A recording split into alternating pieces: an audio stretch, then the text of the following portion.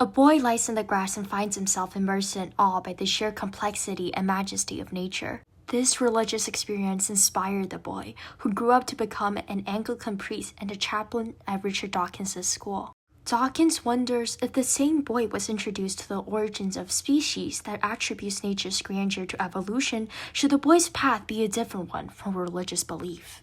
Today, we are going to summarize Chapter 1 from the God Delusion. This international bestseller is arguably the most representative work from the New Atheist movement, written by Richard Dawkins, world-renowned evolutionary biologist, zoologist, and famously one out of the 4 horsemen of atheism.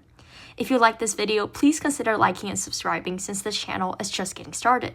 It's free and you can always change your mind. Without further ado, let's get started.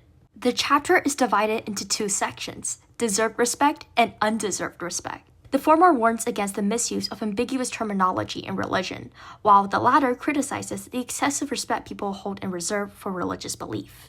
Dawkins points out that he does not approve of people describing him as religious, since the word is subject to confusion.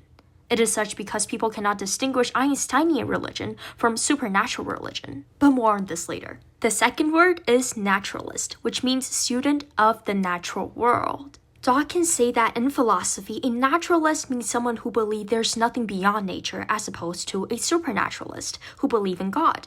Many distinguished scholars who seem religious are not, but they do recognize or respect the power of religious belief. Dawkins then writes in great detail, analyzing Einstein's approach to Christianity, namely the Einsteinian religion.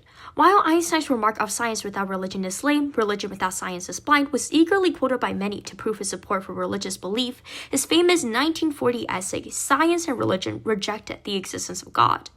Outraged Christians attacked Einstein's Jewish origins and denounced his expertise on the topic. Many wrote letters addressing Einstein. A notable one comes from a historical society, in which it advised him to recant his stance on the existence of God, or more accurately, God's non-existence. Dawkins criticized these comments as acts of intellectual cowardice and argued that Einstein's references to God are fundamentally pantheistic, which means the word God is used as a metaphor for the universe and the laws of nature. The second part of the chapter discusses how we should treat religion as a society. Dawkins proposed 3 points. First, that religion should be receptive towards criticism. Second, the reluctance of using religious terms is thoroughly misleading and downplays the severity of religious cleansing.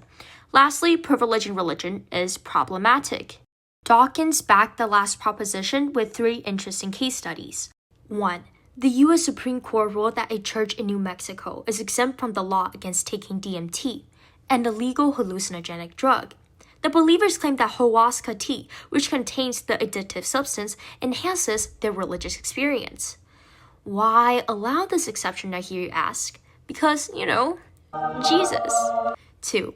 Anti-homosexual lawsuits in many notable cases appeal to not the freedom of speech, but the freedom of religion, and won the lawsuits. Third is the Jylland-Posten cartoon controversy.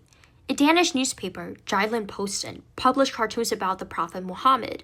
Some Muslims who read it didn't like it and created a false dossier in response. The dossier intentionally contained the Danish cartoons along with fake news about Denmark mistreating Muslims and offensive photos ridiculing Islam extracted from random sources.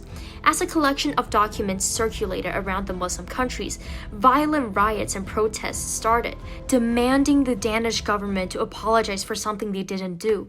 Dawkins expresses his intrigue on how religion can cause so much disproportionate upset, and questions why we are, as a secular society, granting so much privilege to religion.